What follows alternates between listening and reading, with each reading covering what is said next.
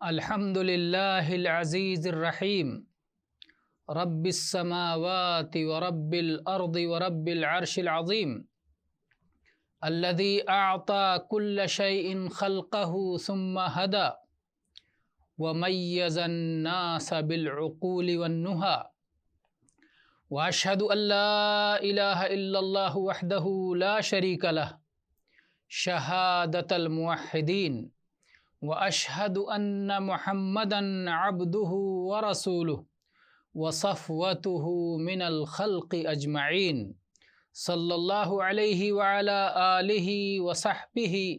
ومن اتبعہ مخلصا الى یوم الدین اما بعد۔ گرامی قدر حاضرین و مشاہدین، اللہ تعالی نے قرآن مجید میں ارشاد فرمایا وَمَا خَلَقْتُ الْجِنَّ وَالْإِنسَ إِلَّا لِيَعْبُدُونَ، کہ ہم نے جناتوں کو اور انسانوں کو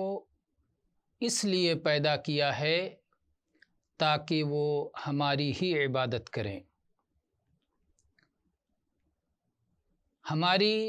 زندگی کا مقصد یہ ہے انسانوں کی اس روئے زمین پر بسائے جانے کا مقصود یہ ہے کہ وہ ایک اللہ ہی کی عبادت کریں اور اس کے ساتھ کچھ بھی شرک نہ کریں۔ اسلامی شریعت اس حقیقت کو ہر صبح و شام ہمیں یاد دلاتی رہتی ہے، مختلف انداز سے یاد دلاتی رہتی ہے تاکہ دل غافل نہ ہو جائیں، سو نہ جائیں اور اپنے مقصد حیات کو فراموش نہ کر جائیں، بھول نہ جائیں۔ اسی لیے ہم دیکھتے ہیں کہ نبی کریم صلی اللہ علیہ وسلم کی سنتوں میں سے ایک سنت یہ ہے کہ آپ جب صبح ہوتی تھی تو یہ ذکر پڑھا کرتے تھے، یہ دعا کیا کرتے تھے اصبحنا علی فطرۃ الاسلام وعلی کلمۃ الاخلاص وعلی دین نبینا محمد صلی اللہ علیہ وعلی آلہ وسلم وعلی ملت ابینا ابراہیم حنیفا مسلما وما کان من المشرکین۔ یہ حدیث امام نسائی رحمہ اللہ نے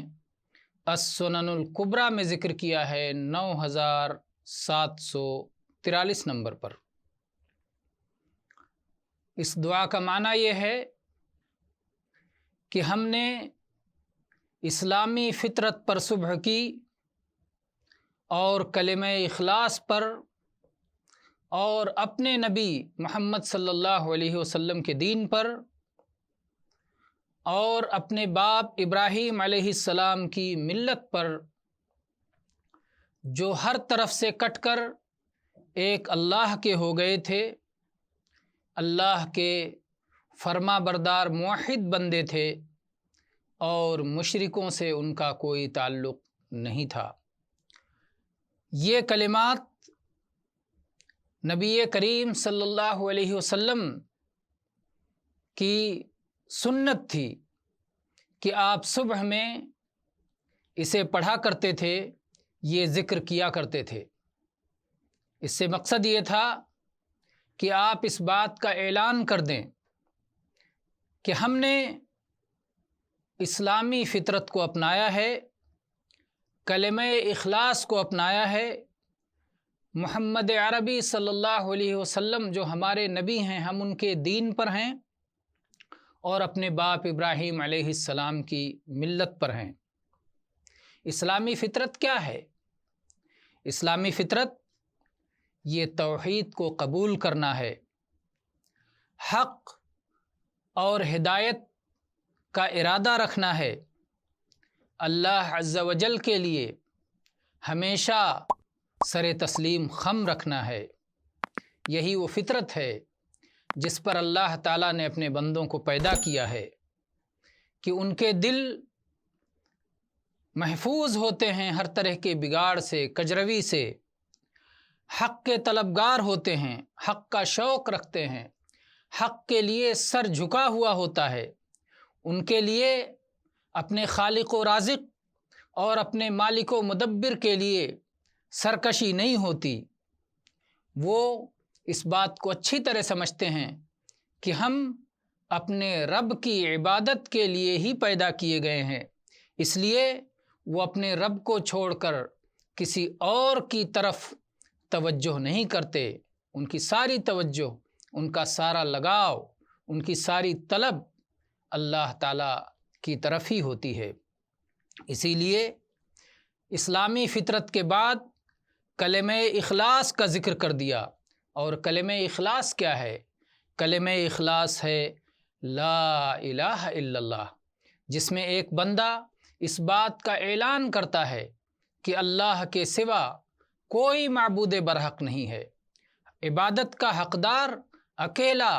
تنہا اللہ ہی ہے، جس کا کوئی شریک نہیں ہے۔ دنیا میں بہت سارے معبود پائے جاتے ہیں، اللہ کے سوا جتنے بھی معبود ہیں سب معبودان باطل ہیں۔ اگر کوئی برحق معبود ہے تو وہ صرف اللہ رب العالمین کی ذات ہے۔ جو شخص اخلاص کے ساتھ اللہ تعالیٰ کی عبادت کرے اور اس کے ساتھ کچھ بھی شرک نہ کرے، وہی راہ حق پر ہے، وہی صراط مستقیم پر ہے۔ اور اس کے بعد ایک بندہ اعلان کرتا ہے کہ ہم اپنے نبی محمد صلی اللہ علیہ وسلم کے دین پر ہیں۔ یہاں گویا وہ اس ساتھ میں اس بات کا اعلان بھی کر دیتا ہے کہ محمد الرسول اللہ صلی اللہ علیہ وسلم کے دین کے سوا دنیا میں اس روئے زمین پر جس قدر ادیان پائے جاتے ہیں سب باطل ہیں، ہم ان سے بری ہیں، ہمارا ان سے کوئی تعلق نہیں ہے۔ وہ دین جس کو اللہ تعالیٰ نے پسند کیا ہے اور جس پر راضی ہے وہ صرف دین اسلام ہے۔ اللہ تعالیٰ نے فرمایا ان الدین عند اللہ الاسلام، دین تو اللہ کے یہاں صرف اسلام ہے۔ اور اللہ تعالیٰ نے ارشاد فرمایا الیوم اکملت لکم دینکم واتممت علیکم نعمتی ورضیت لکم الاسلام دینا، کہ آج ہم نے آپ کا دین مکمل کر دیا اور آپ پر اپنی نعمت کو تمام کر دیا اور اسلام کو بطور دین تمہارے لیے پسند کر لیا۔ تو اللہ تعالیٰ جس دین سے راضی ہے وہ صرف دین اسلام ہے، اور دین اسلام کے سوا اور کوئی دین اگر کوئی بندہ لے کر اللہ کے سامنے حاضر ہوگا تو اللہ تعالیٰ اسے ہرگز قبول نہیں فرمائے گا۔ اللہ تعالیٰ نے فرمایا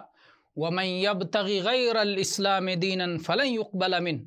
وَهُوَ فِي الْآخِرَةِ مِنَ الْخَاسِرِينَ، جو شخص اسلام کے سوا کسی اور دین کو تلاش کرے گا تو ہرگز اس کا یہ دین قبول نہیں کیا جائے گا اور وہ آخرت میں خسارہ اٹھانے والوں میں سے ہوگا۔ تو نبی مکرم جناب محمد الرسول اللہ صلی اللہ علیہ وسلم کی آمد کے بعد اب جو قابل قبول دین ہے، جو شریعت قابل قبول ہے اللہ کے یہاں، وہ محمد الرسول اللہ صلی اللہ علیہ وسلم کی لائی ہوئی شریعت ہے۔ جو بھی دین اس کے سوا ہے یا تو وہ منسوخ ہے اور یا تو وہ ناقابل قبول ہے۔ اللہ کے یہاں اللہ کی اطاعت کا وہی طریقہ قابل قبول ہے جو محمد الرسول اللہ صلی اللہ علیہ وعلی آلہ وسلم کی ہدایت کے مطابق ہے۔ اس کے بعد بندہ اپنی دعا میں کہتا ہے کہ ہم ابراہیم علیہ السلام کی ملت پر ہیں، جو ہر طرف سے کٹ کے ایک اللہ کے ہو گئے تھے، اللہ کے فرما بردار اور موحد بندے تھے، اور شرک اور مشرکین سے ان کا کوئی تعلق نہیں تھا۔ تو اس میں در حقیقت وہ اللہ کی طرف اپنی توجہ، اللہ سے اپنی تعلق اور اللہ پر اپنے بھروسے کا اعلان کرتا ہے، اور اس بات کا اعلان کرتا ہے کہ میں اللہ کے حکموں کی تعمیل کروں گا، اللہ کے روکی ہوئی چیزوں سے رک جاؤں گا، اور اللہ کے لیے میں جھکا رہوں گا، اور اللہ کی محبت میرے دل میں ہوگی، اللہ ہی سے مدد طلب کروں گا، اللہ ہی سے فریاد کروں گا، اور اللہ ہی کی پناہ تلاش کیا کروں گا۔ تو یہ جو کلمات ہیں نبی کریم صلی اللہ علیہ وآلہ وسلم ہر صبح میں ان کلمات کا اعلان کیا کرتے تھے، اور صبح کی دعاؤں میں سے یہ ایک اہم دعا ہے، اور اس میں گویا بندہ ایک عہد کرتا ہے، ایک وعدہ کرتا ہے، جو اپنی زبان سے کہتا ہے، اپنے دل میں اس کا عقیدہ رکھتا ہے، اور یہ اعلان کرتا ہے کہ میں اسی کے مطابق عمل کروں گا۔ تو گویا ہر صبح میں یہ دعا پڑھنا اس بات کا اعادہ ہے، اس بات کا اعلان ہے کہ میں نے اپنے رب سے جو وعدہ کیا ہے میں اسے پورا کروں گا۔ میرے بھائیوں، آپ نے اسلام کی فطرت پر صبح کی ہے، اور آپ کے سوا کتنے ایسے لوگ ہیں جن کی فطرت بدل چکی ہے، جن کی فطرت بگڑ چکی ہے، جن کی فطرت مسخ ہو چکی ہے۔ آپ ہیں کہ آپ کو اللہ تعالیٰ نے کلمہ اخلاص پر صبح کرنے کی توفیق سے نوازا ہے۔ آپ کے سوا کتنے ایسے ہیں جو اخلاص کے راستے سے ہٹ چکے ہیں۔ آپ محمد الرسول اللہ صلی اللہ علیہ وآلہ وسلم کے دین پر ہیں۔ آپ کے سوا کتنے ایسے ہیں جو محمد الرسول اللہ صلی اللہ علیہ وسلم کے دین سے منحرف ہیں، ہٹے ہوئے ہیں۔ آپ اپنے دادا ابراہیم علیہ السلام کی ملت پر ہیں۔ آپ کے سوا کتنے ایسے ہیں جو ابراہیم علیہ السلام کی ملت سے ہٹ چکے ہیں، جنہوں نے توحید کے راستے کو چھوڑ دیا ہے، شرک کے راستے کو اپنا لیا ہے، الحاد کو اپنا لیا ہے، انکار کو اپنا لیا ہے، اور غلط روی پر جن کی زندگی گزر رہی ہے۔ جو اسلام کی نعمت، توحید کی نعمت، اللہ کی معرفت کی نعمت، رسول اکرم صلی اللہ علیہ وسلم کی معرفت کی نعمت آپ کو حاصل ہے، اس نعمت کی قدر کیجئے، اس نعمت کا شکر ادا کیجئے۔ سفیان ابن عیینہ کہتے ہیں، ما انعم اللہ علی خلقہ نعمتا اعظم من ان عرفہم لا الہ الا اللہ۔ اللہ نے اپنی مخلوق کو جو نعمتیں عطا فرمائی ہیں، اس سے بڑی کوئی نعمت نہیں کہ انہیں لا الہ الا اللہ کی پہچان عطا کی ہے، کہ صرف ایک اللہ ہے جو لائق عبادت ہے، اس کے سوا کوئی اور لائق عبادت نہیں ہے۔ اس نعمت کو پہچانو کہ اللہ نے جب آپ کو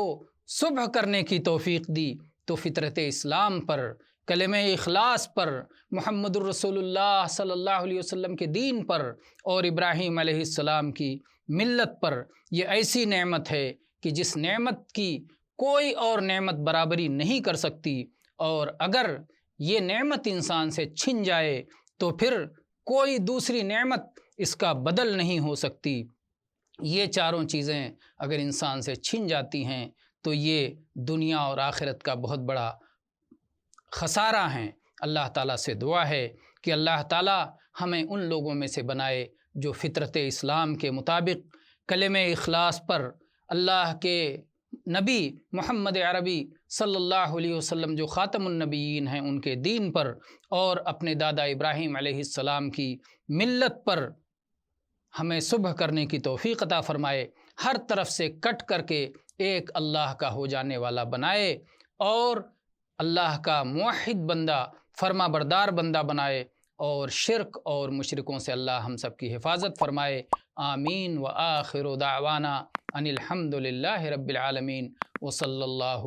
علی نبینا وسلم۔